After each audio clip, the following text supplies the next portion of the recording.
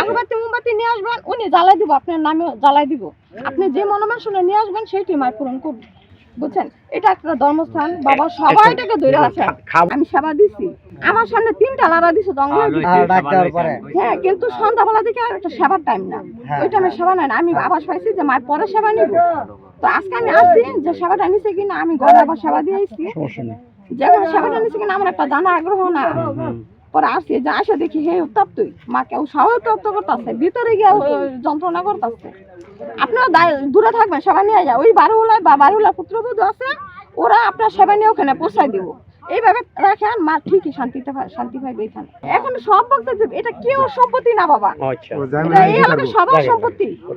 পরে সেদিন দেখলাম কতক্ষণ পরে আইসি চাই সেইটা না, আরেকটা হাফ হই এন হইব, কিন্তু আরেকটা এরকম করতে করতে যেমন 3টা 4টা রূপ ধারণ করলো। 2-400 লোক এন আসুই আসে।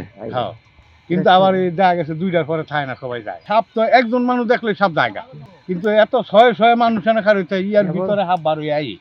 আমার তো যেমন লাগে মানুষের আওয়াজ পাইলে সাবারও ভিতরতে বার হয়ে আইয়া সবার দেখায়। কারো কোনো ক্ষতি করে না।